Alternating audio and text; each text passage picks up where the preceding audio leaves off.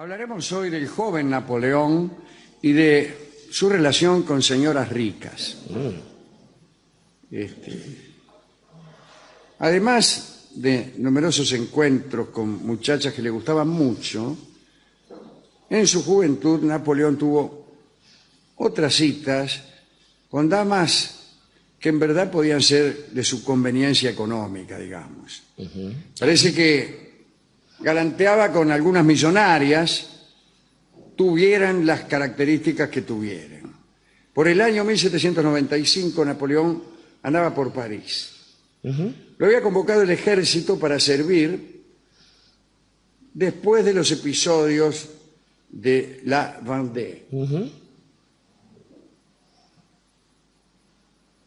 No se escribe así, la Vendée es la Vendée con B corta y separado. Y es el nombre de una región donde se produjo, yo calculo que en 1793, porque así se llama el libro de Víctor Hugo. De Víctor Hugo, claro. Se llama el 93. Una rebelión realista, ¿no?, en contra de la Revolución Francesa. Un intento de restauración del poder monárquico. Un intento de restauración de la monarquía. Allí, en ese libro es donde Víctor Hugo cuenta la famosa historia del marqués de Lantenac, que era un tipo que comandaba una nave en la que uno de sus tripulantes dejó suelto un cañón durante una tempestad y ese cañón suelto, bueno, puso en peligro la nave, casi la hace zozobrar, claro. Pero él mismo que había cometido el descuido en un acto de heroísmo se arriesgó y pudo sujetar él solo el cañón que estaba suelto por su propio descuido. Entonces el marqués de Lantenac condecoró primero a ese marino y luego lo mató. Lo mandó fusilado. Siguiendo una forma de justicias brutales e insensatas que le gustan muchísimo a cierto público, a ciertas personas, que creen que conviene que haya en la justicia un poco de insensatez para, de ese modo, hacerla más rigurosa y hacer su cumplimiento más meritorio, como diciendo, aun cuando la justicia nos conduzca a la desgracia y a la insensatez, debe ser honrada y es justicia y hay que cumplir. Lex dura lex sed lex. Es una estupidez, si me permite. Es una estupidez. Bueno, ese era el marqués de Lantenac, que nada tiene que ver con esto. Pero sí aquella revuelta en virtud de la cual Napoleón había sido convocado a París, donde no había ninguna revuelta, desde luego. Bueno, y Napoleón estaba preocupado por su futuro.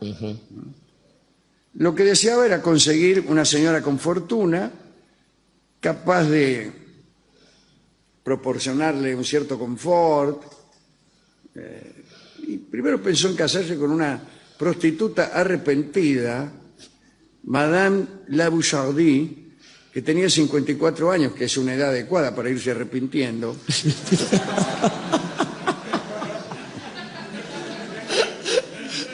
Y parece que había juntado mucho dinero la tipa, ¿no? Después otra señora le interesó un poco más. Y fue así el asunto. Napoleón solía visitar a Barras, uno de los miembros del directorio, y conversaba con él y se quejaba, decía que un hombre solo no tenía necesidades, pero que él tenía una familia en Córcega, que la pasaba mal. Barras le pidió que tuviera paciencia, pero bueno, Napoleón estaba desesperado. Barras le dijo que el único medio para progresar rápidamente era el mismo que se utilizaba en el antiguo régimen. Es decir, casándose con mucho dinero, con alguien que tuviera mucho dinero. Los nobles en el antiguo régimen solían arreglar su ruina casándose con nobles de menos apellido, pero más plata. Cambiando alcurnia por guita. Que así es. Bueno, en el momento en que Barras contaba o aconsejaba a Napoleón, entró en la sala Madame de Montpensier. Madame de Montpensier se llamaba en realidad Marguerite Brunet. Había nacido en 1730 y incurrimos en esta prolijidad para hacer notar que tenía 65 años, ya que hemos dicho que estábamos en 1795. podríamos contar algo de ella. Había viajado a América, había sido actriz del teatro francés, había tenido un amante que le había instalado una pequeña sala de espectáculos en Versalles. Digamos, Alejandro, que en el siglo finales del XVIII, tener 65 años frente a una expectativa de vida que no superaba los 40 y pico, claro, exactamente, era mucho más. Bueno, había sido detenida durante la Revolución y a punto de ser ejecutada consiguió la libertad. Bueno, muy coqueta la vieja, Madame de Montpensier, llegó a lo de Barras, mientras el Barras estaba conversando con Napoleón. Madame se quejó un poco de la inseguridad que reinaba en París y dijo: vosotros sois hombres y militares, saldréis sanos de esto, pero ¿cuál será nuestra suerte? Mujeres solas y sin apoyo, ¿eh? Cuando decía esto le dirigía unas miradas a Napoleón, como diciendo... No sé si me explico. Sí. Napoleón tenía 29 por aquel entonces. En eso Bonaparte pregunta: ¿la señora no tiene un marido?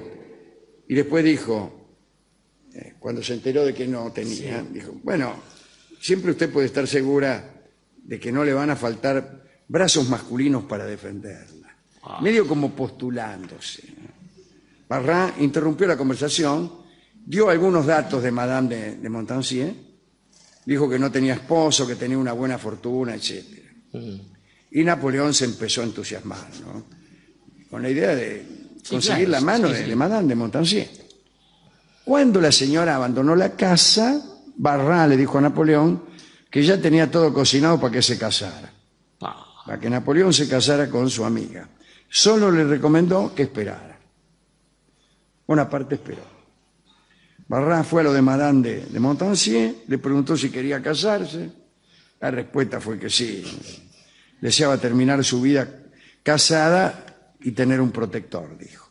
Inmediatamente Barras dijo: os he encontrado lo que necesitáis. Se trata de aquel joven militar al que visteis en mi casa y que se fijó mucho en vos. Os encontró encantadora y está dispuesto a demostrároslo. La respuesta de Madame fue la siguiente: ay, pero si podría ser su madre. Sí. Barras minimizó el hecho y dijo que aquel muchacho tenía una mentalidad que sobrepasaba sus 29 años. Así que Barras armó una cena para que los futuros esposos se encontraran. Bueno, la comida fue muy alegre. Durante el postre se hicieron proyectos para el porvenir. Bonaparte hablaba de su familia, a la que esperaba hacer conocer a Madame de Montpensier. Se despidieron con la idea de casarse en Reims. Bien. Pero vino a suceder algo. Napoleón supuso ingenuamente que la unión con una dama de esas características, vamos, con una edad tan adelantada, implicaría solo unos años de noble y casto acompañamiento. Claro. Pero se equivocó. Citemos al cronista. La noche siguiente a la cena en lo de Barras, Madame de Montpensier invitó a Bonaparte a su casa. Cuando Bonaparte llegó, se encontró con la señora apenas vestida. Lo esperaba entre paredes decoradas con escenas campestres en las que unos pastores rendían vigorosos homenajes a extasiadas pastoras. Con toda clase de ademanes voluptuosos, Madame invitó a Napoleón a la cama. Bueno. Y Bonaparte huyó. Salió rajando. Se dio vuelta y salió rajando. Dijo que el ejército lo llamaba la gloria. Y nada más, pues ya no se le escuchó más nada, porque cuando terminó de decir gloria ya estaba en la esquina. Siguió corriendo ya que estaba y llegó a casa de Barras y le dijo: ciudadano representante, mi matrimonio exige una reflexión y ya la hice. Quédese usted si quiere con Madame de Montpensier. Tiempo más tarde, sin embargo, otro intento de Barras dio resultado, porque fue Barrá justamente el que le presentó a Josefina Beauharnais, con la que Napoleón se casó. Así que esta es la historia de Napoleón y Madame de Montpensier. ¿A quién quiere dedicar esto? Yo creo que Napoleón Bonaparte es un amigo de este programa y es alguien a quien en más de una ocasión hemos reivindicado, y su coraje ha tenido que ver muchas veces con aquellas cosas a las que otros hombres no se atrevían. Afortunadamente hay límites para todo. Pero como usted bien decía, la muchacha de la Malmaison, Josefina Beauharnais, lo superaba en edad, y no solo eso, sino que además a la hora de los manjares no tenía buen diente, tenía la dentadura hecha pedazos. Ni malo tampoco. No, malo tampoco. No le quedaba una sola pieza en el comedor. Pero lo cierto es que no debemos ser tan brutales a la hora de juzgar este tipo de intenciones de parte del pequeño caporal, del gran triunfador de Austerlitz, pensando que en esa época, pero también en esta, hay una mirada sobre el matrimonio extrañamente mezclada con la del amor y con la de las finanzas. Son tres universos totalmente diferentes. Entonces me parece que Napoleón, que primero se tuvo que inventar en principio casi una nacionalidad, él era corso, era de Córcega, era de una nobleza insignificante y tuvo que inventarse un lugar en el ejército, y después tuvo que inventar esta nueva época. Somos hijos de alguna manera de Napoleón. Necesariamente tenía una mirada sobre el amor que lejos estaba de proceder por la conveniencia. Fue un gran seductor no solo mientras modificaba la historia de Occidente con sus campañas militares, sino ya en el exilio, en Elba e incluso en Santa Elena, a punto de morir. Y un hombre que hace esas cosas, un hombre que además no solo organiza sus propios matrimonios después con María Teresa de Austria, sino a toda su familia que la va casando por ahí, bien tiene derecho a reivindicar el placer como un ámbito distinto del matrimonio. Quiero decir que digamos, alguien que sabía disfrutar en los bailes de disfraz y ese tipo de cosas del amor, no se iba a confundir. Y efectivamente, el matrimonio no tiene que ver necesariamente con el amor, ni entonces ni ahora, del mismo modo que la edad tampoco tiene que ver con eso.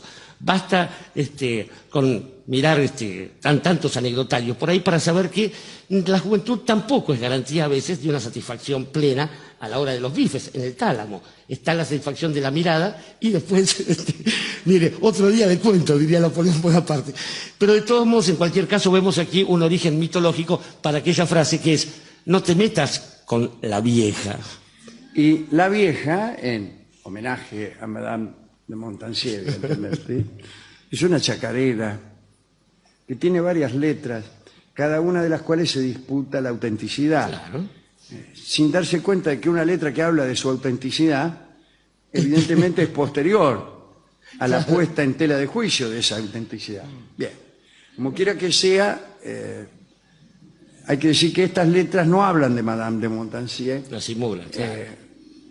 Seguramente por el clásico pudor del poeta santiagueño en hacer referencia a damas francesas de avanzada edad. Escucharemos ahora al estupendo grupo vocal argentino del Chango Farías Gómez. Qué lindo. Cantando esta chacarera que se llama La Vieja. Bien, vamos a hablar hoy de Napoleón y Eleonore de Nesle. Ubiquémonos en Francia en el año 1806. Por esos tiempos, Napoleón tenía algunos problemas familiares. La emperatriz Josefina, su esposa en aquel entonces, lo acusaba al emperador de los franceses de tener relaciones incestuosas con su hermana Paulina, nada menos. Así que fíjese, esos son verdaderamente problemas familiares, ¿no? Paulina, que odiaba a Josefina, junto con la princesa Carolina Murat, que también era hermana de Napoleón, casada con el mariscal Joaquín Murat, el amigo de Napoleón. Después lo traicionó, pero no importa. Bueno, digo, toda la familia, ante esta declaración de Josefina, y siendo que ya la odiaban desde tiempo atrás, decidieron elaborar una estratagema para separar a los soberanos, a Napoleón y a Josefina. Además de las cosas que se decían, tanto Paulina como los Murat no soportaban que Napoleón no tuviera hijos, y acusaban de ello a Josefina. O sea, era todo un lío familiar. Casi digo una palabra espantosa con la que suelen designarse justamente estos decires y este cruce de acusaciones. El plan de Carolina, de la propia Paulina, e incluso del propio Joaquín Mirá, era el siguiente. Discúlpenme ustedes. Por favor. Era necesario presentar a Napoleón una mujer joven y capaz de darle un hijo, así de sencillo, ¿no? Conjeturaban que Napoleón se convencería de la esterilidad de Josefina y entonces la repudiaría. Carolina Mirá dijo tener la persona precisa. Se trataba de una hermosa morena de 18 años, muy bien constituida, acá entre nosotros, y según los cronistas, sin la educación necesaria para sentir escrúpulos. Esto es una aclaración que por lo inteligente no parece provenir de nuestras habituales cronistas. Verdaderamente, la educación produce escrúpulos. No digo que produzca bondad, pero sí escrúpulos. Las personas bien educadas suelen ser tan malvadas o más todavía que las que carecen de educación. Pero la educación genera el escrúpulo. Algún pensamiento, alguna meditación acerca de la propia maldad. Y esto es deseable. Esto es deseable. Mejor sería que encontrar personas bondadosas, pero ya que estamos entre malvados, por lo menos que tengan algún escrúpulo. Bien, entonces, esta persona carecía de escrúpulos, pero tenía 18 años y era morena y bien constituida, lo cual hacía olvidar este asunto de los escrúpulos. Y para el caso era preferible que careciera de todo escrúpulo. La madre de esta muchacha se dedicaba a la galantería, por decirlo así, y su padre vivía de negocios no muy claros. Vamos, que la madre era prostituta y el padre chorro. Y la mina se llamaba Eleonor de Nesle y estaba casada con un tal Rebel, capitán de un regimiento de dragones. El capitán Rebel había sido condenado en 1805 a 2 años de prisión por falsificación, de manera que el tal Rebel también bailaba lo suyo. Por tal motivo, Eleonor estaba sola. El marido estaba en cana, en fin. Enterados de todo aquello, Carolina Mirá llamó a Eleonor y la contrató en calidad de lectora. Venía a leer, qué sé yo. Tiempo más tarde, Carolina, digo, de dama de compañía de ella misma, se hacía leer el Cuéntame y esas cosas. Carolina le dijo un día, o se dijo ella misma, no sé, esta muchacha cumplirá exactamente lo que nosotros le dictemos. Es viciosa y ama el dinero, todo saldrá bien. Muy bien, un día Napoleón fue invitado al castillo de Nilly, y la primera persona que se encontró allí fue, por supuesto, a esta tal Eleonor. Inmediatamente se informó acerca del lugar en que dormía. Cuando a Napoleón le gustaba una niña, enseguida averiguaba dónde dormía, para no andar haciendo indagaciones inútiles y dilatorias, tales como cómo se llamaba, cuántos años tenía y si le gustaba la poesía. El caso es que le dijeron, mire, apolilla en el pabellón del parque. Esto se lo dijo la propia Carolina. Entonces, tras la comida, que fue rápida, Napoleón rajó hasta el pabellón y, según los cronistas también, pidió a Eleonor el más sabroso de los postres, dicen los cronistas relamidos, y ella aceptó. Napoleón quedó maravillado, le invitó a las Tullerías, que era el palacio existente en aquel tiempo donde vivía Napoleón, y le rogó le rogó que se vieran más seguido en el futuro.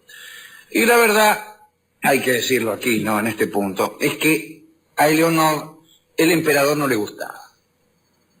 El emperador no le gustaba.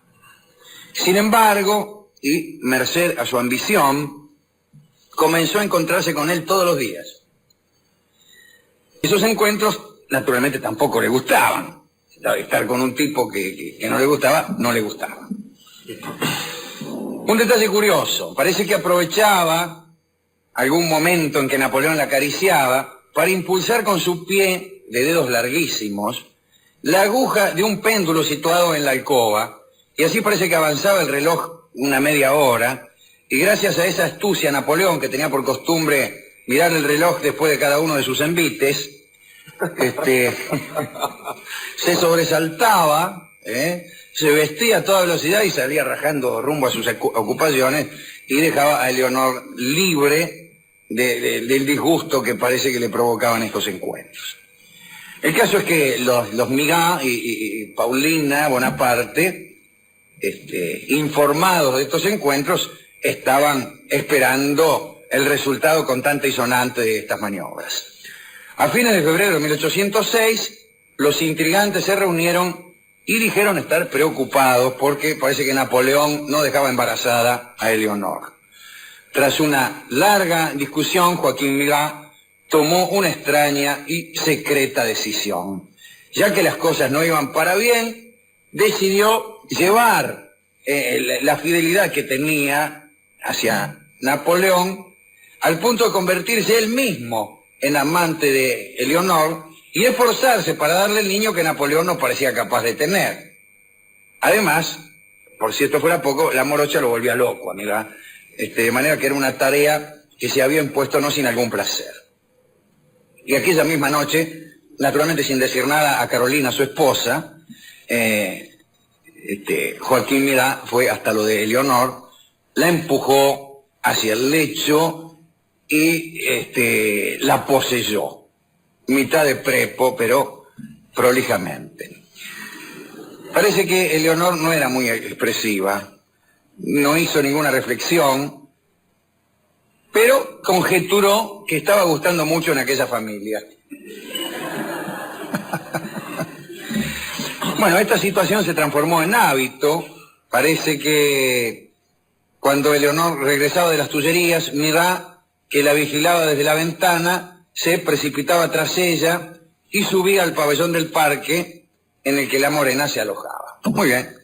En un momento todos pensaron que el plan se iba a ir al demonio porque se enteraron de que Napoleón se había enamorado de otra chica. Hemos hablado de ella. Se trataba de Estefanía de Beauharnais, casualmente la sobrina de Josefina de Beauharnais. Por suerte el asunto no duró mucho y entonces el matrimonio Milá, Paulina y la propia Josefina, que no sabía nada de la intriga naturalmente, se encargaron de que esta muchacha Estefanía se casara con un marqués y se dejara de embromar. El marqués se la llevó al marquesado, a Estefanía, y todos contentos. Entonces Napoleón volvió a encontrarse con Eleonor y, según dice, transfirió sobre ella todo el afecto que le había inspirado la sobrina de su mujer. Hay que decir que mientras tanto Joaquín Milá seguía viendo a Eleonor sin interrupciones. A principios del mes de abril de 1806, Eleonor estaba embarazada. Inmediatamente se lo anunció al emperador, imagínense, loco de alegría, mandó alquilar para ella un hotelito en el número 2 de la Rue de la Victoire, una calle que tuvo un importante papel en la vida amorosa de Napoleón, porque allí en esta misma calle de la Victoire, en el número 6, vivía con Josefina en un tiempo y allí iba a alquilar más adelante una habitación para María Valesca, de quien hemos hablado, la polaquita linda. Pues esto también es una idea que convido a compartir. Los amantes suelen tener costumbres geográficas persistentes. Costumbres que a veces conspiran contra la propia seguridad del amante, pero suelen repetir una calle, una confitería, un pequeño hotel, un paseo, una ciudad, un tren. Tienen la costumbre, una costumbre que a veces no es hija de una decisión y que los amantes creen que se trata de una fatalidad. Debe haber algún mecanismo que hace que los enamorados, como los criminales, tiendan a volver al lugar donde han cometido sus iniquidades. Bueno, pues Napoleón estaba muy contento con esto de su amante embarazada. Incluso llegó a agradecer a los Murat el solo hecho de haber conocido a la muchacha en aquel castillo. Por supuesto, no sospechaba toda la extensión del favor que le estaba haciendo Joaquín. Enamorado de quien podía brindarle un hijo, Napoleón dio orden de activar todas las formalidades para que Eleonor se divorciara de aquel rebel que estaba en Cana, aquel capitán de dragones que estaba preso por falsificador.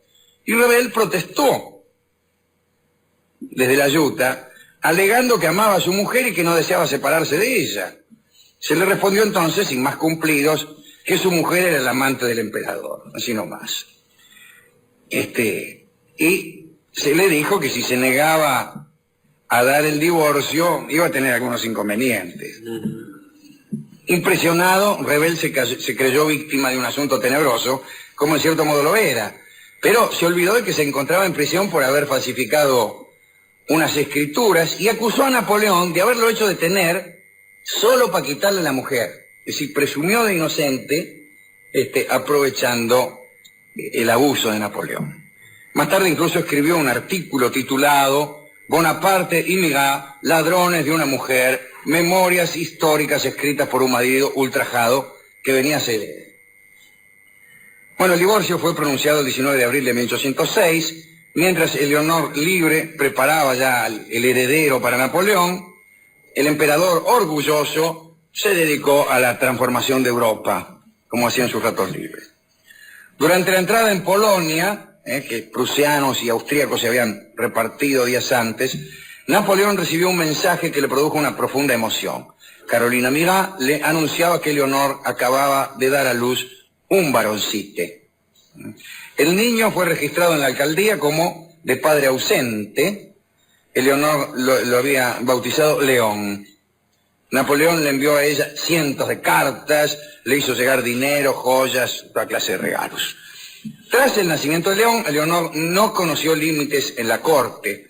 Bonaparte le concedía todo lo que ella pedía. En realidad nunca se supo de quién era hijo León. Podemos decir que Eleonor reinaba de todos modos y faltó poco para que Bonaparte compartiera su corona con ella. Cuando Napoleón regresó de Polonia, corrió a la calle Victoire. Allí nuestra Eleonor de Neuilly lo esperaba con el pequeño León y Napoleón estaba maravillado, se hacía llevar al chico a las Tullerías, donde lo cubría de juguetes y de regalos, para hacer sonreír a su hijo el emperador de los franceses y de medio continente, pues parece que gateaba, soplaba una trompeta, imitaba a las gallinas poniendo huevos y gestaba ruidos indecentes. Y sin saberlo, la pobre Josefina se había convertido en una especie de dama de compañía y ya se veía venir la separación. Y eso sucedió poco tiempo después, a fines del año 1809. Por un instante, Napoleón pensó en reconocer públicamente a León y en designarlo como su sucesor. Después tuvo miedo al escándalo y renunció a esta idea. Y en ese momento rompió con Eleonor. La verdad es que Napoleón se había enamorado ya de otra muchacha que sí lo quería, que era nada menos que María Walewska, que también había sido puesta en el camino de Napoleón por los patriotas polacos para inducir a Napoleón a ayudar a esta causa. Pero Walewska, que fue, digamos, una especie de carnada que le pusieron a Napoleón, finalmente llegó a quererlo. El caso es que más por esto rompió luego él con Josefina, más por María Walewska que por otra cosa. Pero el emperador se quedó con el chico, que fue confiado a una madrina, que lo educó bajo el nombre de Macon. Antes de abandonar París, Napoleón en 1815, en aquellos años difíciles, se preocupó por su suerte y le legó una fortuna incalculable. ¿Y qué fue de León?, se preguntarán ustedes. Bueno, vivió una existencia muy agitada, perdió gran parte de la fortuna que le había dejado Napoleón en el escolazo, se lanzó después a la política, En 1840 estuvo a punto de batirse a duelo con otro pariente, con el futuro Napoleón III. Abrió procesos a su madre, a Leonor, y más tarde terminó fracasando en las elecciones legislativas de 1848. Bajo el Segundo Imperio se casó con la hija de su jardinero, con quien tuvo 4 hijos, y en 1881 murió en Pontoise, oscuro, olvidado y en la miseria. Ese fue León Macón, no se sabe si el hijo de Napoleón o el hijo de Joaquín Murat, nunca lo sabremos. En todo caso era el hijo de Leonor de Niel. ¿A quién dedicar esta charla acerca de un amante de Napoleón que nosotros que tantas hemos aludido no habíamos encontrado nunca, o no habíamos no nos habíamos referido nunca a ella, o al menos no que yo recuerde. Bueno, ella no es simpática. No es nada simpática. No, porque sí, qué sé, yo creo que primera cosa, no le gustaba el tipo. Es una mina que Sí, movida solo por la ambición. Exactamente, no, iba a decir algo terrible, una mina que va con un tipo que no le gusta, ese es el tema. Después, si le gusta el tipo, no importa si hay unos detalles de ambición, si la tipa además saca algunas ventajas, pero si no le gusta el tipo, no, porque entonces es cuando hay que hacer el peor y más vil de los fingimientos. Esa es la peor de las vilezas. Si una mina le saca su fortuna a un tipo que le gusta, está bien. Pero claro que está bien. Si se la saca a un tipo que no le gusta, está mal. Así funciona eso. Sí, más que es una especie de prostitución encubierta, ¿no? Porque ni siquiera es pero no una importa, prostitución verdadera. pero la verdadera prostitución me parece que es legítima. Por eso digo, en el caso de que tanto me das, tanto te doy. Exacto. Pero cuando la prostitución se hace mediante un acuerdo injusto, esa es la clase de prostitutas que yo no soporto. Tanto te doy, tanto me das. Te doy lo mejor de mí, dame lo mejor de vos. Pero esta estafa, una prostituta que te estafa, esa es la clase de prostituta que yo no soporto. Te estamos dando esta cosa. Este es el trato. Y vos me das lo mejor que tengas. Este es el trato. Si vos adelantás el reloj con el pie, y si vos me ocultás que no te gusto,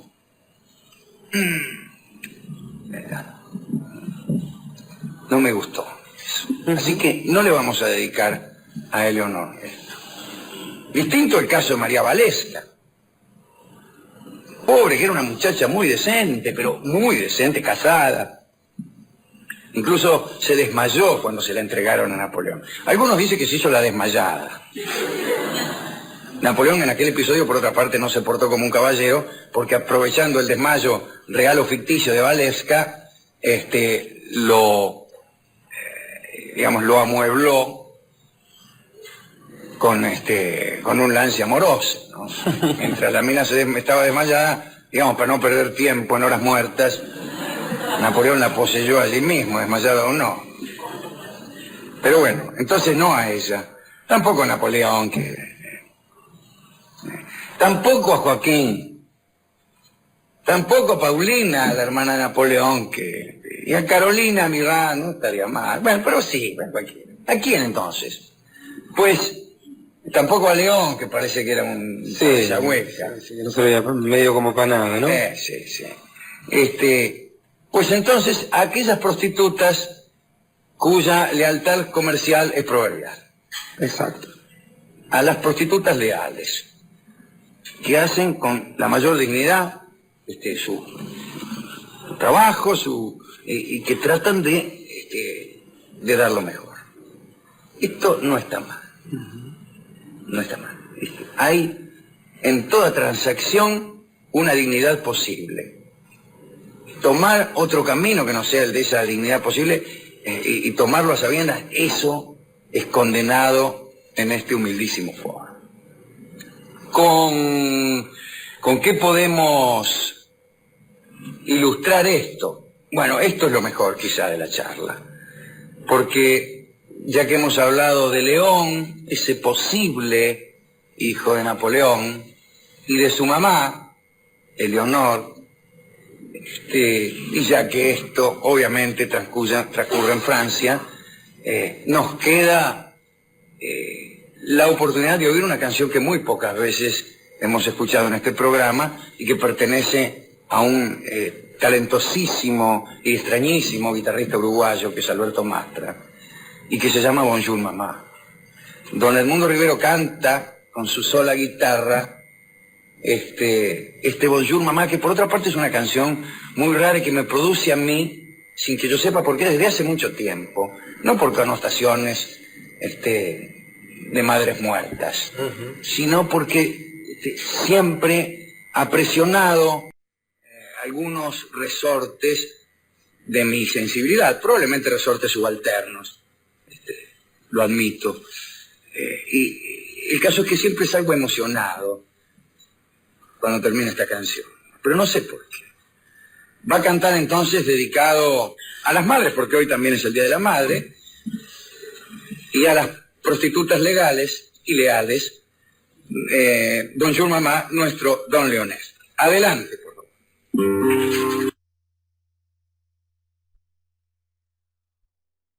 Hablaremos hoy de los dobles de Napoleón. Atención, En los tiempos finales del imperio, Napoleón Bonaparte envió con toda discreción a algunos de sus representantes a que recorrieran Europa para buscar hombres que se le parecieran. Temeroso de que el imperio terminara con un asesinato, Napoleón quiso tener dobles y se encontraron 4. Uno de ellos fue asesinado en Waterloo, otro sufrió lesiones que lo dejaron al menos inservible para poder seguir haciéndose el Napoleón. Pero los otros 2 hombres, que ciertamente parecían hermanos gemelos del emperador, siguieron perteneciendo al personal de Napoleón durante lo que le quedaba de gobierno. Uno de estos dobles se llamaba François Robot. Según indicaciones de Bonaparte, François Robot permanecía encerrado en los salones de la corte y solo era puesto a la vista en festividades, procesiones o actos políticos no muy importantes. Después de la derrota de Waterloo, Napoleón quedó a merced de sus vencedores. Los ingleses decidieron que debía permanecer prisionero en la isla de Santa Elena. Tanto, François Robot regresó a su casa en Valicourt, donde era granjero. Según los relatos históricos, Napoleón vivió en el exilio hasta su muerte, pero una serie de coincidencias sugiere que pudo haberse escapado y que pudo haberse hecho sustituir por un doble. Atención. En 1818 sucedió algo fuera de lo corriente en Valicourt. Un carruaje muy elegante se detuvo en la que Napoleón, y algunos aseguran que François Robot recibió la visita del general Gourgaud, que acababa de ser relevado en el puesto de comandante de Santa Elena. No era de esperar una semejante alcurnia en la casa de un simple. Poco después, François Robot hizo la visita y les contó a sus vecinos que era solo alguien que deseaba comprarle cosas. Pero muy pronto Robot no volvió a aparecer por aquella granja, en donde, según parece, algunos empezaban a sospechar algo extraño. Las autoridades intentaron rastrear el paradero del doble de Napoleón y su François había partido. De una coincidencia llamado Revard se estableció en 1818, poco después de la desaparición de Robot. Algunos investigadores aseguran que era el propio Robot el que se había instalado en Italia. Junto con un socio llamado Petrucci, este supuesto Revard abrió una tienda. Parece que este Revard se parecía tanto a Napoleón que muy pronto los italianos lo apodaron el emperador. Y ese nombre es el que adoptó el almacén que tenía. Mientras tanto, en Santa Elena, el prisionero conocido como el auténtico Napoleón se volvió olvidadizo. Su escritura cambió, se volvió grosero. Las autoridades francesas atribuyeron todos estos cambios, sin duda, a las secuelas del encarcelamiento y a los padecimientos gástricos del emperador. El 5 de mayo de 1821, Napoleón murió en Santa Elena. Algunos no solo se preguntan si fue por envenenamiento, sino se preguntan si era el verdaderamente Bonaparte el que murió en la isla. La hipótesis de que el hombre que murió en Santa Elena fue envenenado refuerza las conjeturas de los que hablan de un doble. Juran que quien estaba en la isla debía morir lo más rápido posible y que los leales a Napoleón se encargar de matarlo para que el verdadero Napoleón quedara libre de persecuciones para siempre. En Santa Elena, el tal Revard, el parecido a Bonaparte, el dueño del Ador, abandonó su negocio y jamás regresó a Verona. 12 noches después de la desaparición de Revard, un intruso fue asesinado cuando se dirigía al castillo austríaco de Schönbrunn, donde el hijo de Napoleón Bonaparte estaba en cama, cerca de la muerte a causa de una fiebre escarlatina, como se sabe, casi prisionero de su propia madre, y de la familia materna, que eran los enemigos acérrimos de Napoleón, los Habsburgo. Bueno, parece que un intruso quiso entrar en Schönbrunn, la sombría mansión de los Habsburgo, y fue asesinado. Cuando los funcionarios de Schönbrunn vieron el cadáver, quedaron impresionados por el parecido que tenía con Napoleón. María Luisa, la viuda, que había regresado a Viena, insistió en que el cuerpo fuese enterrado en el castillo. El misterioso intruso sin nombre fue enterrado en una tumba en línea recta con la parcela donde, llegado su momento, se enterraría a María Luisa y su hijo.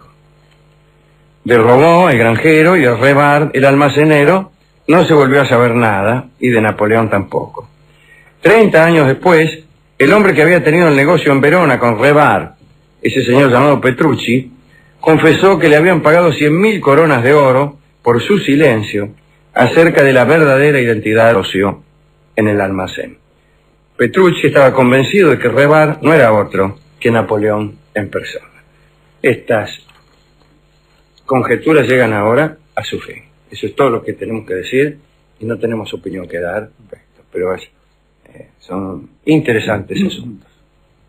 Bien, ¿a quién quiere dedicar esto? Al hijo de Napoleón. Al pobre rey de Roma, Pobrecito. que estaba allí cautivo de los Habsburgo. Él no lo pudo volver a ver jamás. Y murió muy jovencito. Algunos también dicen, siempre pasa en estos casos, que siempre inventan alguna historia de envenenamiento, de desenfreno, es decir, un hombre en la circunstancia histórica de ese muchacho, el rey de Roma, no podía morirse sin dejar sospechas detrás, ¿no? Pero bueno, está bien dedicado a ese enfermizo muchacho que fue el hijo de Napoleón. Hemos ido a la discoteca a buscar un tango adecuado y hemos encontrado el que sería aquel muchacho, que es seguramente lo que habrá dicho Revard en Noche de Confidencia con su socio Petrucci. Lo canta nada menos que Hugo de Carril. Adelante.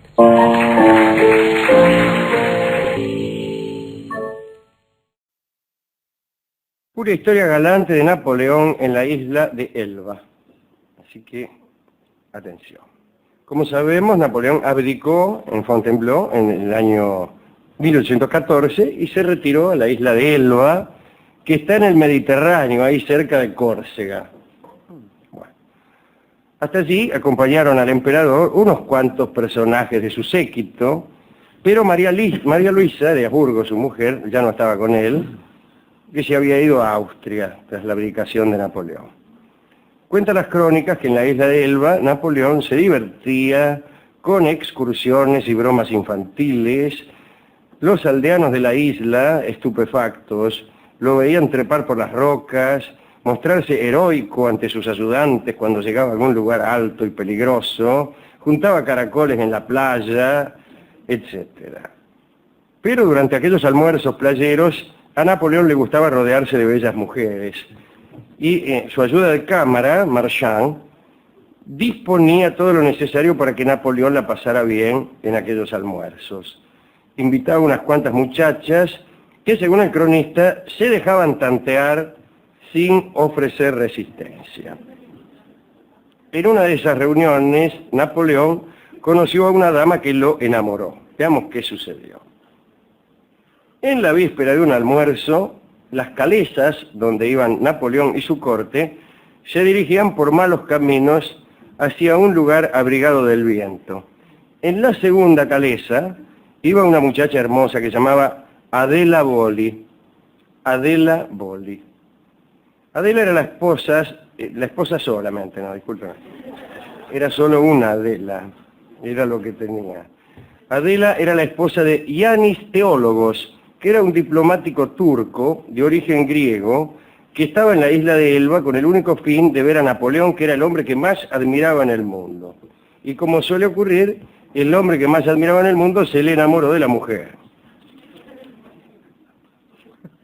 Bueno, aquel día fueron a la playa, rápidamente Napoleón corrió al agua, lo hizo rodeado de 20 guardias de gran gala, que siempre lo seguían en sus desplazamientos y que debieron meterse en el bar hasta la cintura con uniforme y todo.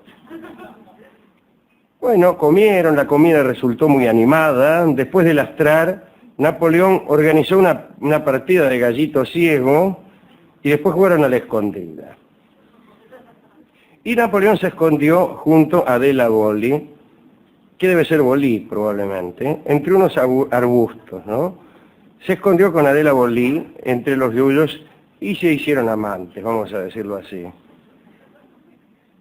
Para poder estar un buen rato junto a Adela, Napoleón había recomendado al diplomático Teólogos que se escondiera en un lugar determinado en el cual nadie lo encontraría. Y Teólogos escuchó admirado una estrategia napoleónica y se escondió en unas rocas donde efectivamente no lo encontró nadie y en donde permaneció largo rato. Durante ese tiempo Napoleón estuvo tranquilo junto a Adela. Tras el amor, Napoleón se dejó encontrar, se hizo descubrir, ¿no? Y último quedó Teólogos, quien sin enterarse de nada y orgulloso agradeció al emperador sus instrucciones para ganar el juego. Unos días después Napoleón quiso invitar a Adela a su residencia. En el momento en que iba a cursar la invitación, el general Drouot le dijo a Napoleón que un comunicado informaba la llegada a la isla de un espía austríaco. Y eso era terrible. Napoleón no temió por cuestiones políticas. La verdad es que todavía amaba a su esposa María Luisa de Habsburgo y tenía miedo que el rumor de sus aventuras con esta Adela llegara hasta Viena y que se enterara la mujer. Entonces, para conseguir que el espía no se enterara, planeó lo siguiente. Llamó a Marchand, a la ayuda de cámara, y le ordenó que fuese a la casa de Adela con un traje de hombre. Debía dárselo a la muchacha para que se disfrazara y de esa forma ir hasta lo de Napoleón. Marchand obedeció, una hora después regresó, acompañado de Adela, que estaba vestida de pescador. Napoleón despidió a Marchand y enseguida amó a la muchacha, por decirlo así. Aquellas reuniones se repitieron varias veces. Adela llegaba hasta Napoleón disfrazada y luego del amor era acompañada, siempre oculta en el disfraz, por Marchand hasta la casa. Una tarde, Napoleón pidió a Marchand que acompañase a Adela, pero el destino quiso que se rompiera el eje del coche justo en la plaza del pueblo. Y rápidamente el lugar se llenó de mirones, era un pueblo en el que no sucedía nada, imagínense, se rompía el eje del coche y pusieron todo a mirar. Y lo vieron a Marchand con uno. Y Adela, asustada, pensó que su única posibilidad de salvación era la fuga y salió rajando por un callejón. Pero entre los mirones había unos guardias que rápidamente pidieron instrucciones al general Drouot y el general ordenó perseguir al que había salido corriendo. Pensó que aquel misterioso personaje podía ser precisamente el espía austríaco y que podía atentar contra la vida de Napoleón. Entonces, persiguieron al pescador y lo agarraron. Le sacaron violentamente una chaqueta para ver si llevaba papeles o armas y lo que vieron los dejó pasmados. Informaron al general Roh que el espía era mujer. Sin que Napoleón pudiera mediar en el asunto, porque no se había enterado todavía de nada, Adela fue llevada a un destacamento. Allí se asustó y confesó todo. Me dice, en realidad, dice, yo no soy espía, este disfraz no es parte de la actividad de una espía, sino de la actividad de un amante de Napoleón. Oh. Ahora bien, el general Drougon, que conocía bien a Napoleón, le creyó y procuró silenciar lo ocurrido. No, bueno, está bien, señora, qué sé yo, pero ya era tarde. Todo el mundo hablaba de lo que había sucedido en la plaza del pueblo. Y a Napoleón le salió todo mal. Entre los mirones que vieron el escape de Adela, estaba el verdadero espía austríaco, que era uno de los mirones, que volvió naturalmente a Austria con algunas noticias. Habló de la custodia del emperador, habló acerca de sus amoríos con muchachas disfrazadas de pescador. Antes de irse tuvo la delicadeza de contar el asunto incluso a teólogos, al marido de Adela, ¿no?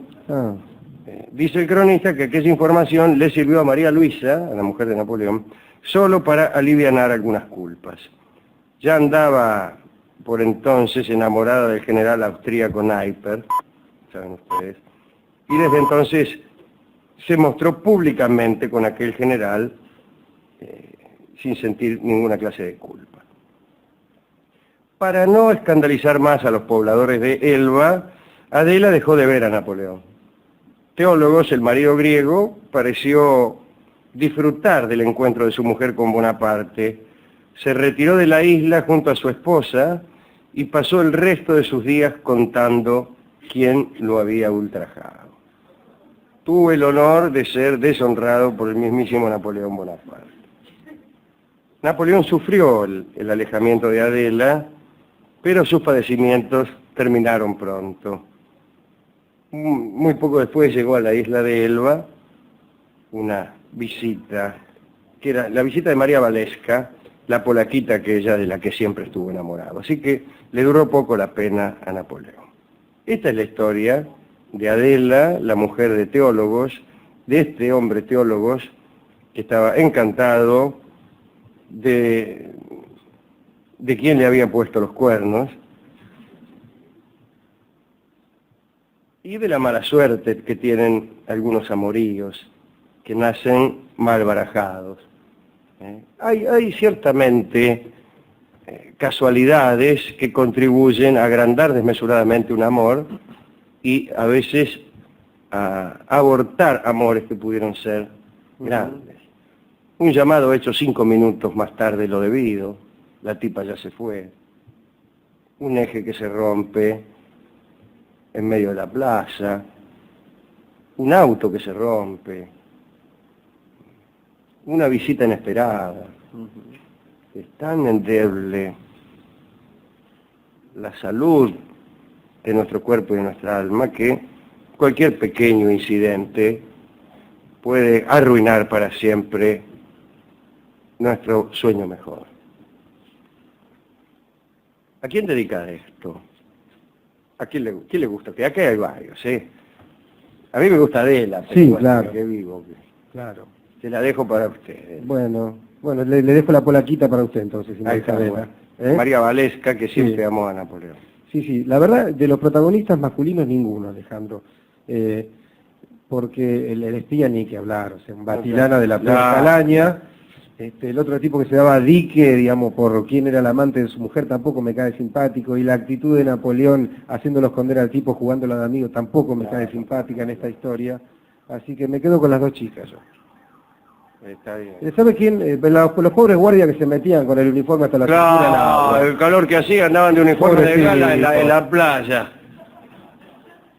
Pobre tipo. Tenían arena hasta el da saber dónde, o sea, ese, el tipo, juntando almeja, Napoleón, un hombre grande, emperador de Francia, lo habían hecho abdicar, el tipo agachado en 4 patas juntando almeja. Sí, señor.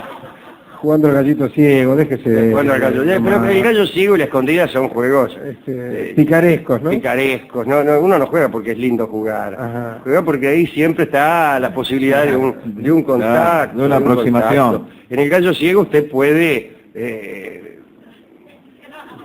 infeccionar de un modo táctil la personalidad de las personas con las que toma contacto e incluso usted hasta que no adivina quién es no puede dejar de manosear. Sí, claro. De modo que los jugadores hábiles toman su tiempo para acertar y se equivocan a propósito. Claro. Sí, el arquitecto... No, justo le tocó, mire. No, a ver, frío. Sí. Bueno. Pero qué deseo, dice. El doctor Arismendi, creo que el doctor Arismendi se ha cambiado el corpiño. No es el armado de la otra vez. No. Pues bien, así que a mí me gusta jugar al gallo ciego. Hace mucho que no juego Juguemos. al gallo ciego. Podemos organizar los lunes, que no somos Sí. tantos, Ajá. lunes de gallo ciego. Está bien. Y en la gente jugamos a la gallina ciega. O la escondida también, escondida por radio. Piedra libre para el arquitecto Arismendi, Sí. que se encuentra atrás de la columna. Ajá. Está bien, es lindo eso. Es lindo. Está bien, podemos organizarlo para el lunes entonces. Podemos organizarlo. Traiga un par de pacientes. Pero hay lugar para esconderse. Claro. Está medio loca, Sí, está medio los loca que pacientes- tiene usted. ¿Por qué? ¿Qué tiene? Esa loca que tiene usted, que alguna... Pero Está nunca- buena. no pueden jugar porque se esconden, creen que están escondidos y no están escondidos. Sale puesto. Se esconden, por ejemplo, atrás de paredes imaginarias, en el interior de toneles inexistentes, y están así, a la vista y paciencia de todos, poniendo cara de jamás me van a encontrar.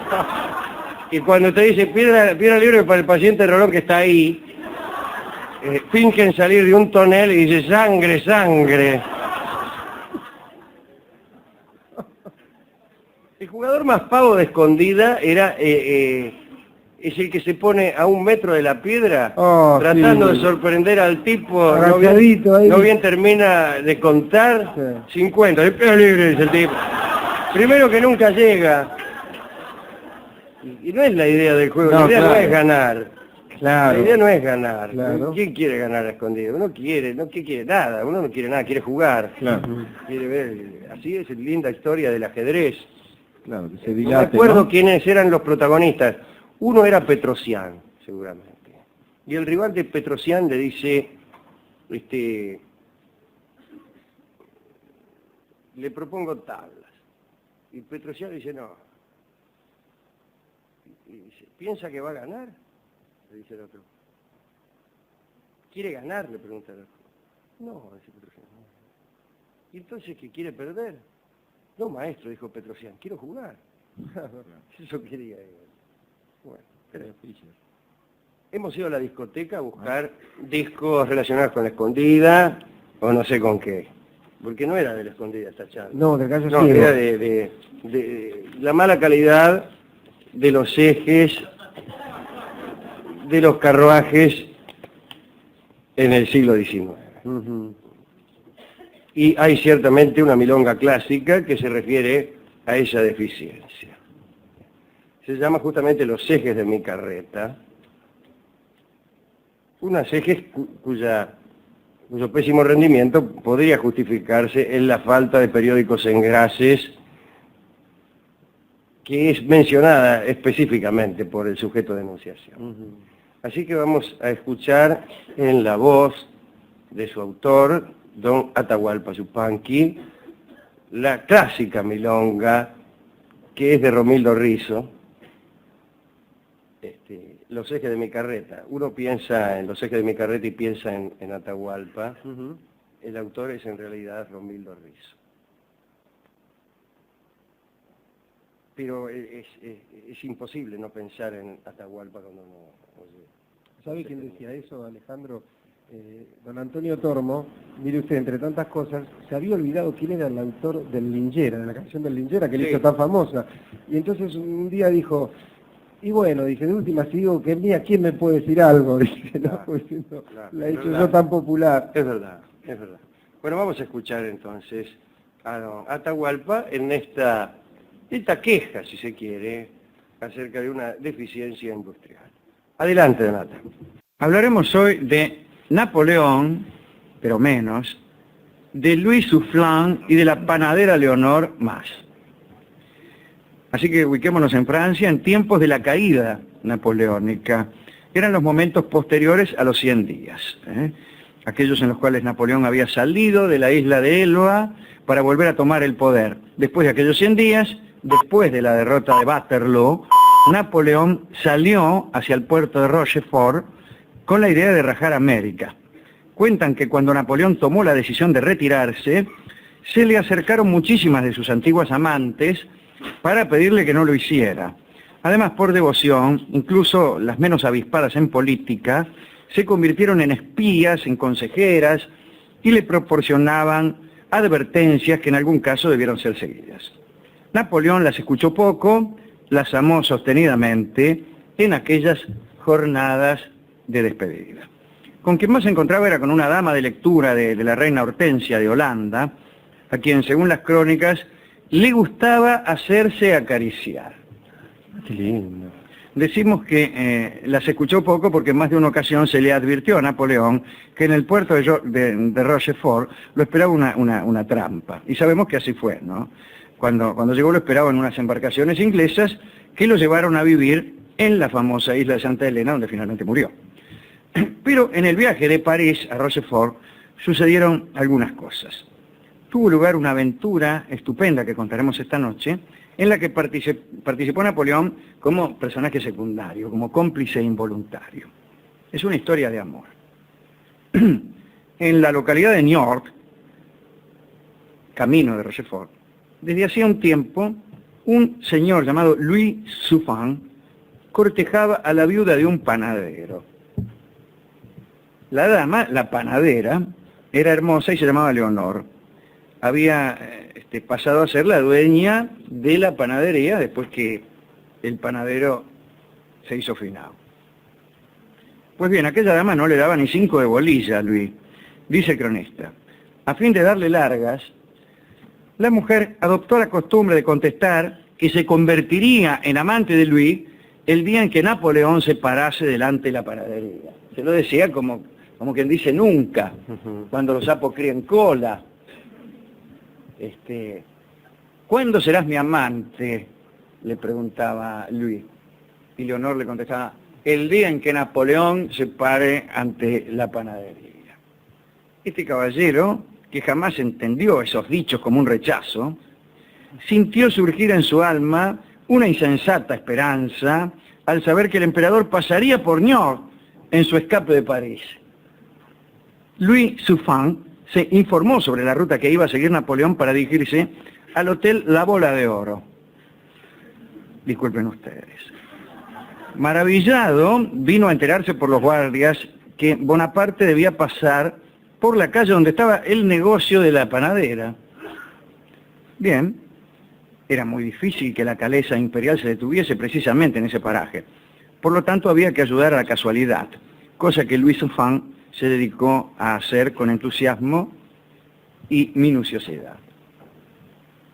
La hueste derrotada de Napoleón atravesó Chartres, Vendôme, Tours, Poitiers, finalmente llegó a la pequeña ciudad de Niort en julio de 1815.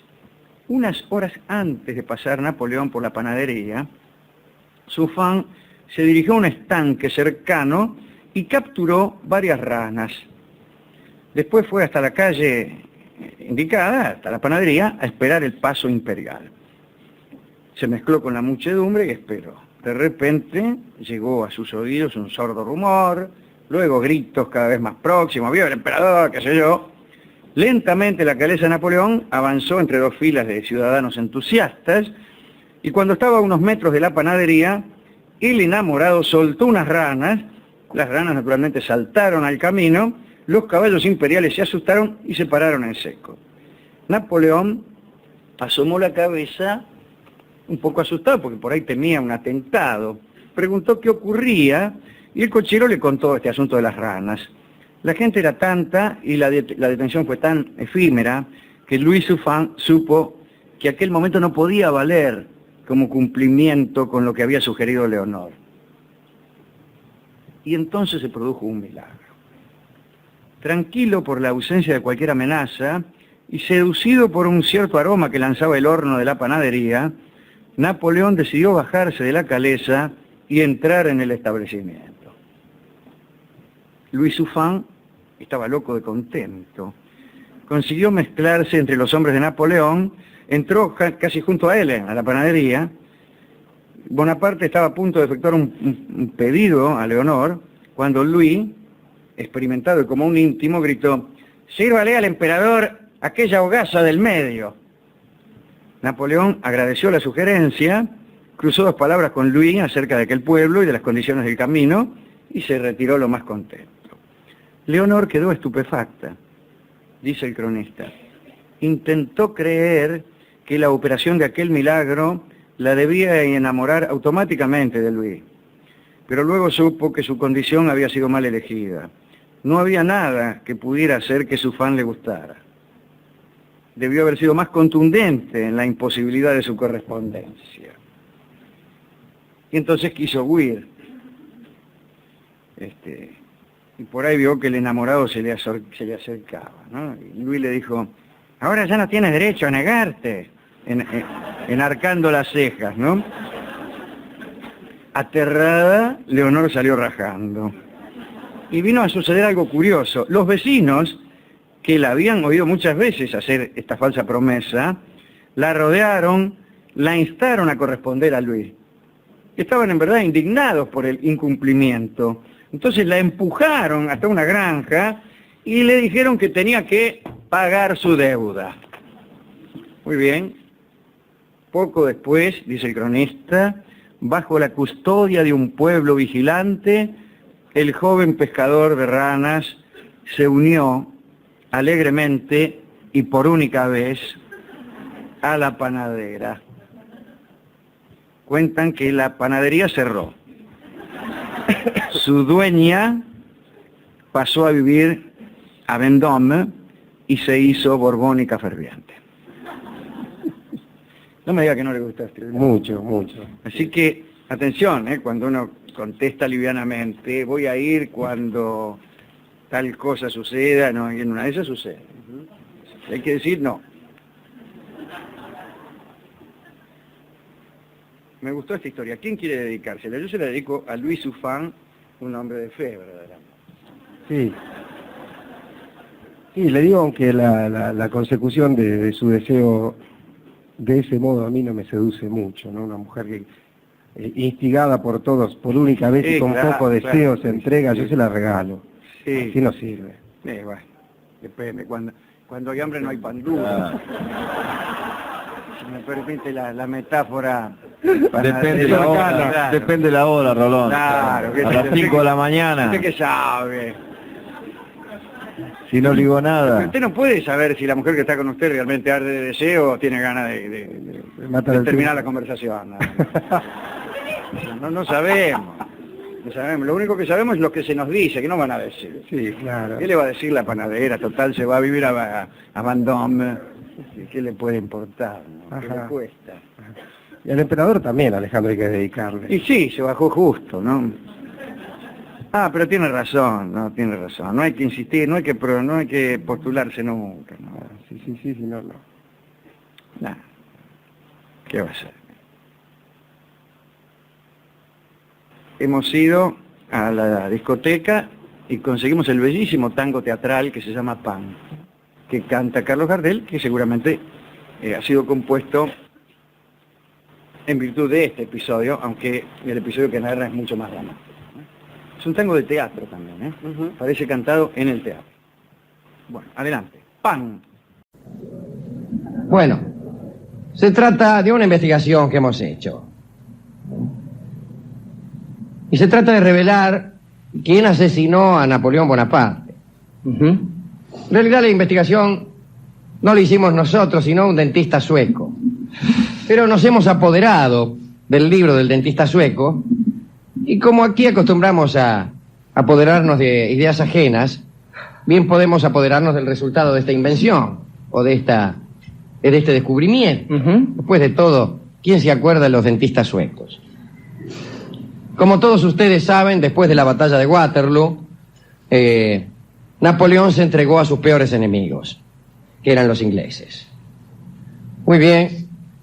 Y estos tipos lo llevaron a una isla que queda al oeste de África, unos 1900 kilómetros al oeste de África, enclavada en medio del Atlántico, una isla muy pequeña y horrible además. Alguien dijo que es una verruga negra en medio del mar, un remanente volcánico, realmente una curiosidad geográfica más que otra cosa. Esa isla era portuguesa y después los portugueses la cedieron, tal vez obligados a ello, a sus amigos los ingleses. Y los ingleses tenían allí una guarnición de 1000 hombres, que es bastante considerable. Estamos hablando del año 1815. Y 3000 habitantes más. Ahora, cuando se enteraron que allí iba a ir Napoleón Bonaparte, la guarnición militar aumentó a 3000 sus efectivos. Y allí lo mandaron a Napoleón. Le habían concedido el privilegio de llevar con él algunos amigotes. Digo, algunos amigos y servidores fieles, que a decir verdad le quedaban bien pocos. Uno de ellos era un señor Marchand, que era... Tiendo a nombrar un amigo mío que se llama Marchand, no Marchand. Que era, por cierto, una especie de mayordomo de Napoleón. Algunos militares, y entre ellos un nuevo adepto, un hombre que había oscilado entre ambos bandos, entre los Borbones y los bonapartistas, y que al final se decidió a acompañar a Napoleón, un poco inexplicablemente, puesto que Napoleón estaba en desgracia, y este hombre, Montolón, de apellido, acostumbraba siempre a estar con el bando de los ganadores. Convengamos, Alejandro, que de todos modos, en las sucesivas caídas, en el sub y baja que fue la carrera de nuestro amigo Bonaparte, siempre se esperaba su retorno, y de hecho la voluntad de retorno de sus partidarios en Francia duró largo tiempo. Así es. No encontraban al principio una casa adecuada. Al final encontraron una que se llamaba Longwood House, una casa de 23 habitaciones, llena de ratas. No de erratas, de ratas. Todos estos datos los tenemos gracias a la colaboración del diario de Marchand. Marchand escribía un diario y ese diario sirvió primero como curiosidad y después para despertar las sospechas acerca de la muerte de Napoleón o de las causas de ella. Pues bien, así pasaban los días de un modo muy aburrido. El ex emperador se divertía rememorando sus batallas, cosa que hacía con ayuda de mapas, o si no leía en voz alta para todos los que estaban con él. De golpe, en forma extemporánea, solía decir, bueno, ahora vamos todos a dormir, interrumpiéndose incluso en la mitad de una frase. Según el diario de Marchand, las jornadas eran muy aburridas de lunes a sábados y extraordinariamente aburridas los domingos. El gobernador de la isla, desde luego, era un inglés no muy amigo de Napoleón. La verdad es que no congeniaron nunca. Y Napoleón sospechó siempre que quería matarlo. Por cierto, el hombre censuraba la correspondencia, engañaba a los emisarios que venían de Francia acerca de la salud de Napoleón y expulsó al médico personal de Napoleón, un señor llamado O'Meara, que lo atendía al hombre. Y un día lo piantaron. O'Meara tenía serias dudas acerca de el estado de salud de Napoleón. Estuvo un tiempo dependiendo de los médicos del gobernador, hasta que después designaron otro médico, un señor Anton Marchi, que casualmente era corso. Como el mismísimo emperador. Como el mismísimo emperador. Y se llevaba bien con el emperador, le aconsejó dedicarse a la jardinería. El emperador cumplió los 50 años. Es decir, no era un hombre viejo. Permítame hacer un breve paréntesis aquí. Cualquier francés, inglés o europeo de la época que nos escuchase, que estuviese escuchando este programa, diría claramente, los que hablan son partidarios del tirano prófugo, puesto que estaba prohibido incluso llamarlo el emperador. Claro. Pues bien, cumplió 50 años, pero estaba muy gordo, muy fofo, tenía mal aliento, vómitos biliosos, sí, es decir, no soportaba la luz del sol, tenía constantes dolores de cabeza, se sentía muy mal. En alguna de sus cartas él manifiesta que cree que está próximo a morir. Muy bien.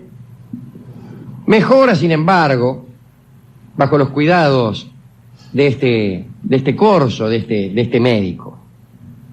Tiene una reunión con el gobernador en la que directamente Napoleón lo acusa de estar en contra de él, de ser su enemigo pertinaz. El otro le dice que solamente cumple órdenes y Napoleón le pregunta si esas órdenes incluyen el asesinato. Por otra parte, en su testamento está agregado de puño y letra lo siguiente. Dice: muero prematuramente envenenado por la oligarquía inglesa. Dice Napoleón de puño y letra en su testamento. Pues bien, la mejoría gestada por Anton Marchi dura poco y finalmente el emperador muere, creo que en el 21, el 5 de mayo del 1821 creo que muere Napoleón. Había él dado algunas instrucciones al respecto. Había pedido que su corazón fuera enviado a María Luisa, su última esposa y la madre de su hijo, el desventurado rey de Roma. Sí, Roma. Y también había dispuesto algunos mechones de su pelo para que fueran enviados algunos favoritos, algunos amigos de él, entre los que casualmente figuraba el bueno de Marchand. Hablemos un poco de Montholon. Montholon tenía una esposa y 2 hijas.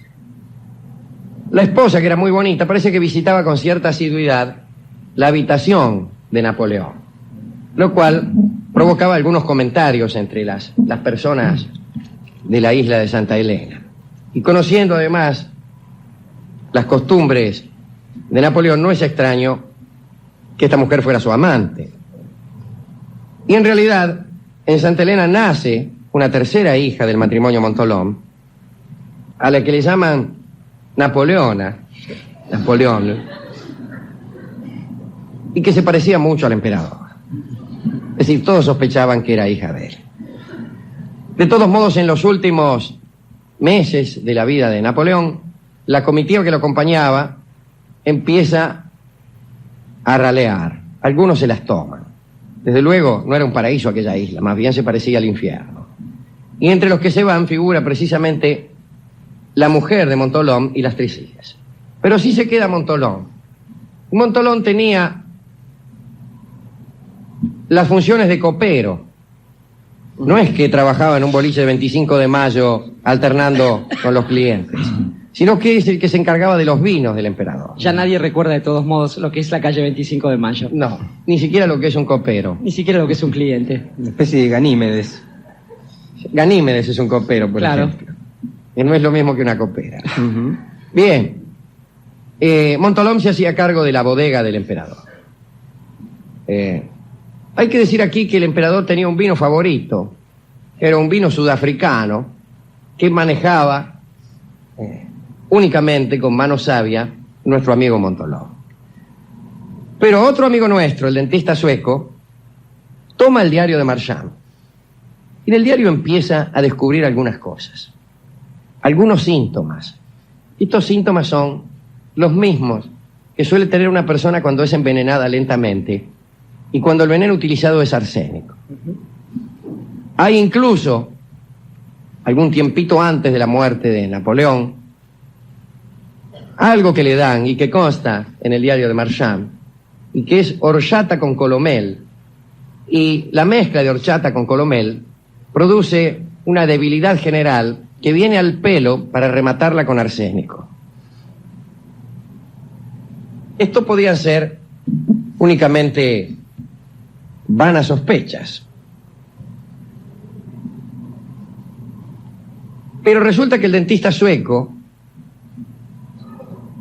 allá por 1970 y tantos, consigue algunos mechones de esos que Napoleón había enviado a sus favoritos. En realidad consigue el mechón de Marchand, ya que estaba trabajando con el libro de Marchand, resolvió trabajar también con el mechón que el emperador había enviado a Marchand. E hizo analizar los pelos. Los pelos tenían un altísimo contenido de arsénico. Algo más que no sabía ni el dentista sueco, ni tampoco Montolón. En 1840, cuando caen los Borbones, se mandan a buscar los restos de Napoleón a Santa Elena para sepultarlos pomposamente en París, donde están ahora. Y entonces se abre el ataúd y se descubre que el cuerpo está perfectamente conservado, lo cual hubiera provocado la gran sorpresa de Montolón, que casualmente no estaba allí, a pesar de haber sido aparentemente partidario bonapartista. Estaban muchos antiguos partidarios, pero no Montolón, que a decir verdad había cambiado su bando y se había pasado a la causa de los Borbones. El cuerpo estaba perfectamente conservado, digo, y esto es precisamente lo que ocurre cuando la muerte sobreviene por una dosis de arsénico. De manera entonces que entre los escasísimos méritos de este programa figura ahora también el de haber descubierto al asesino de Napoleón Bonaparte, al señor Montolón, por cuenta de los Borbones. Ese cadáver con olor a almendras amargas. Ese cadáver con olor a almendras. No, pero eso es cianuro, ¿no? ¿O arsénico? No, es arsénico. El arsénico es de las almendras amargas. Bueno, bien. ¿Qué me dicen ustedes? Ahora me pregunto yo, ¿a quién hacer esta denuncia? Yo fui a la comisaría,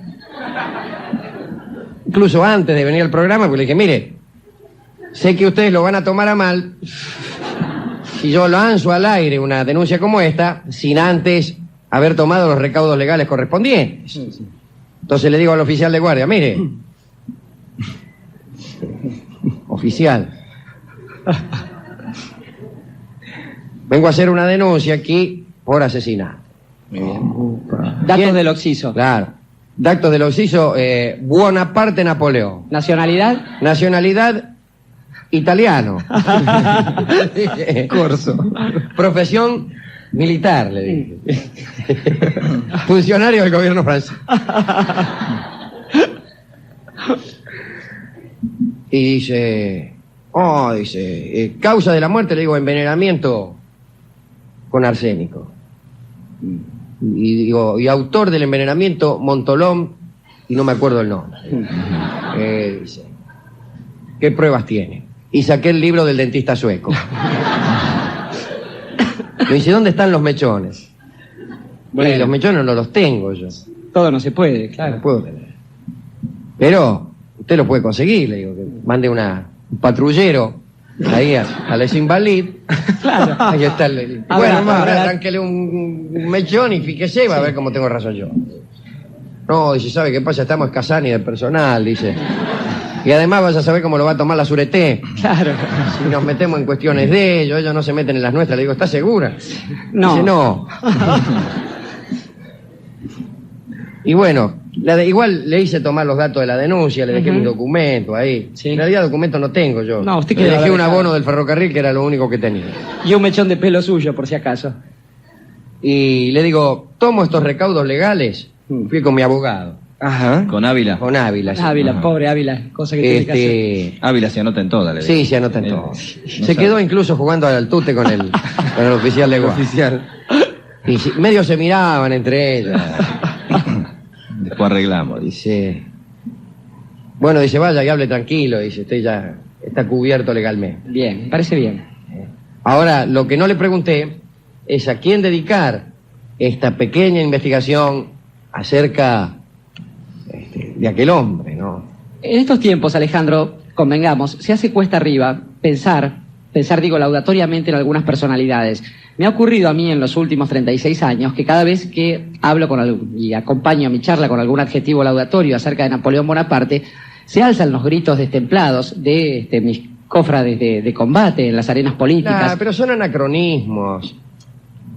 Cada vez que uno habla bien de un rey griego, que esto casi parece una contradictio in adjectio, pero no lo es, porque Grecia no estaba compuesta solamente por Atenas y otras ciudades-estado pequeñas, sino que había lugares donde existían reyes. Dice, pero usted es monárquico. No, somos republicanos y democráticos. Pero además... Pero uno no puede menos que admirar a ciertos personajes, digamos Enrique IV, lo que no quiere decir que uno los votaría en una elección nacional. ¿O sí? ¿O sí? Además, Alejandro, yo pienso en esto, a fuer de ser argentinos, porque no solo otro remedio no nos queda, sino que eso es lo que nos ha tocado en suerte y lo que después hemos elegido. Digo, me pienso como un argentino de comienzos del siglo XIX. Y pienso también en los enemigos claros que pudimos tener en ese momento, que quizás no son tan diferentes de los que podemos tener hoy. Pienso tan diferentes de los que tenía Napoleón. Exactamente. Es más, son los mismos, por más que se hayan disfrazado de alguna otra cosa. Pienso en otro posible asesinato a bordo de una fragata inglesa, donde alguien terminó muriendo y fue arrojado al mar después. Don Mariano Moreno. Exactamente, nuestro querido Mariano Moreno. Y pienso entonces que este tipo de personajes, que no solo combatieron contra los británicos, que además en su vocación imperial, también fue un imperialista, Napoleón, no podemos negarlo en modo alguno, tuvo por lo menos la prudencia de no solamente extender la dominación de Francia, sino también extender un código civil, extender ciertas formas de entender la justicia. Alguien que como él venía de una familia ciertamente no noble, de un lugar ciertamente no central del mundo, y que acompañó los procesos de libertad de la América del Sur. Es más, gracias a él, la farsa de Bayona, la forma en que José Bonaparte se convirtió en rey de España, y ahí surgió el Viva la Pepa cuando festejábamos esa constitución, y Fernando VII, ese Borbón de entonces, fue encarcelado, pudimos hacer las cosas que hicimos aquí. Digo, pienso que tenemos que pensar en Napoleón Bonaparte como dedicando de este bloque, y en aquellas otras personas que, llegado un determinado momento de la historia, tuvieron que asumir, agarrar las bridas de la patria entre sus manos, a riesgo de equivocarse mucho, y enfrentar esa mano brava como la enfrentan algunos hombres en los momentos culminantes del cariño de la historia. Y entonces, mano brava es precisamente la milonga, la juguetona milonga, que tocan nuestros amigos también, Horacio Salgán y Ubaldo de Lío. Adelante. Hablar de nadie sin tomar partido. ¿Qué sé yo? Y se me enojan porque por ahí hablamos de Hemingway y contamos una historia con Braden o con Braden. Y a mí me gusta Hemingway, pero conté una historia extravagante que no le hace mucho favor a Hemingway. Bueno, en ese caso lo que le molestó a nuestro amigo era que estuviéramos a favor de Perón. Sí. Y no de Braden. Sí. A Hemingway se le daba una higa, ¿no? Pero después de acá usted habla de Moreno y es porque está en contra de esa Saavedra. Usted cuenta una historia de un dentista sueco que creyó descubrir cómo lo mataban a Napoleón y ya usted es bonapartista. O dice usted algunas frases amables y ya resulta que es que estamos en contra de no sé quién. Bueno, no, hay que ser bromar. Pero además lo interesante... Hay una cosa que es más importante que todo ese partidismo fanático y fastidioso más allá de los 11 años. Y que es el gusto por las ideas, el gusto por las cuestiones paradójicas de la historia, el gusto por las cosas del espíritu, el gusto por la filosofía, por la historia, por la ciencia, por el arte, por la técnica, por lo que sea. Esto es mucho más importante que meramente ser partidario de Bonaparte o no. Bien, pero no es por eso que uno toma estos temas como elemento para el programa. No estamos todo el tiempo tratando de hacer proselitismo a favor de algo, que casi nunca estoy yo particularmente haciendo eso, porque les voy a confesar algo, digo para que terminemos con toda esta historia. Yo no estoy muy seguro ni siquiera de lo que yo pienso. No estoy muy seguro. ¿Cómo quiere que me juegue la vida por nada? Me la jugaré, sí, llegado el caso, sin tanto pensamiento y sin tanto boulevard, por aquel que me parezca que tiene mejor cara. Pero le puedo asegurar que yo no voy a leer 300 libros para jugarme la vida. ¿Usted se cree que yo voto en las elecciones porque estudio los programas de los partidos y entonces evalúo el currículum de los candidatos? O como me dijo una vez, yo como trabajo en las comunicaciones, me fijo aquel de los partidos que tenga un mejor proyecto de comunicación. A mí qué me importa la comunicación. Yo voto del mismo modo en que elijo el cuadro del cual soy. Pero lo digo no con jactancia, pero también sin vergüenza.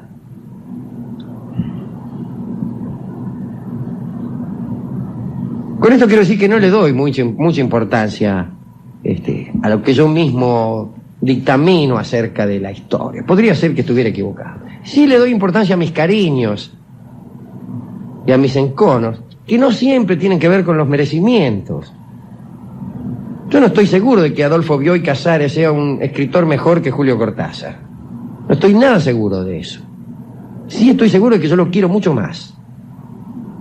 Pero por razones que no tienen que ver con el merecimiento. Tienen que ver con otra cosa. Y entonces ahí, en ese punto, yo no admito ni promuevo discusiones. ¿Para qué? ¿Qué sentido tiene discutir los amores o el querer, que si querés más a tu primo fulano que a tu primo mengano, siendo que el otro es mejor? ¿Qué sé yo quién es mejor? No sé quién es mejor. ¿Sabe cuántos tipos mejores que mi viejo ha habido? Muchísimo. Ninguno era su viejo, ¿no? Pero ninguno era mi viejo, que broma. Yo no quiero más a mi viejo.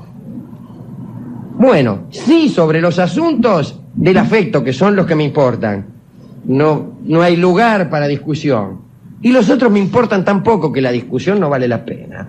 Dejémonos de jorobar y tomemos cada tema abordado aquí como lo que es. Un tema para pensar un rato, para suscitar, para despertar en alguno el interés por alguna ciencia, por alguna disciplina, por el arte o por la filosofía, pero no como un disparo inicial de una competencia de héroes contra héroes, de deportistas contra deportistas, de equipos contra equipos. Eso me aburre muchísimo. Si me permite, Alejandro, ya que una de las cosas que nosotros solemos decir es que usted admite la discusión en el marco de su programa, es que también es cierto que cierto tipo de fervores, y más en su caso, si me permite decirlo yo desde afuera, ¿no?, también están asentados en una lectura rigurosa, en un cierto estudio de las personalidades. Digo, no es que de buenas a primeras, por la buena facha que tiene en algún retrato ocasional, le cae bien a Enrique IV, el muchacho borgoñón.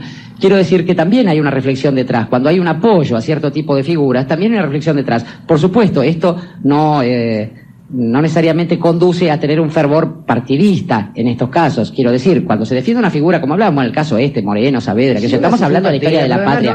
Quiero decir que no la ponemos en el tapete como un elemento de discusión. Digo que no es solamente una cosa emocional y fervorosa. Hay un cierto conocimiento del asunto detrás. Lo que no hay en modo alguno es la voluntad de transformar esto en una guerra de barras de hinchada solamente. Si no se entiende esto, no se entiende nada de lo que se postula desde este programa por ahí. Es aburridísimo, eso es aburridísimo. ¿Usted qué es? ¿Moreno, Saavedra? Yo qué sé.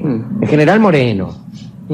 Pero si quieren vamos a discutirlo mucho. Pero claro, pero además lo interesante es discutirlo. Mucho, pero no, me dice, usted es un degenerado. Bueno, déjeme, por teléfono, me dice el tipo. ¿Qué quiere? ¿Que yo le conteste? Más degenerado será usted. Y entonces usted me llama por teléfono y dice, usted está loco. Y yo digo, usted que no tiene mucho sentido. Nos aburrimos todos. Mire hasta dónde nos ha conducido no sé quién. De Bellavista. Uno que se habrá enojado con usted, porque usted es el que dice esta cosa. Dorio es. Después me llevan en cana a mí, pero el que la dice es usted. Me llaman gatica porque pongo la cara. Aunque los coordinadores dejan entrar primero a los últimos, la venganza será terrible, dice también la barra de Luis Guillón. Vamos a tomar una prueba.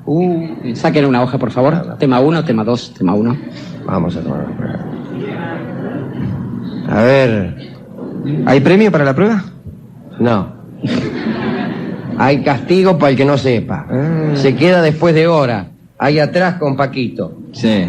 Y con Vidal. A ver, ¿qué preguntas podemos hacer? ¿De qué orden? Geografía. Geografía. Bueno, pregunté, a ver, ¿cómo se llama el estrecho que separa el Mar Rojo del Océano Índico? ¿Cómo? Han dicho Bering. Han dicho Gibraltar. Repito, el estrecho que separa el Mar Rojo del Océano Índico, ahí en la puntita de la península arábiga. Y es la única pregunta de la noche. Acá hay deliberaciones, acá. Y es la única pregunta de la noche. Es el estrecho de Adén. No. ¿Cómo no? Dice el otro. Se enoja. ¿Cómo que no?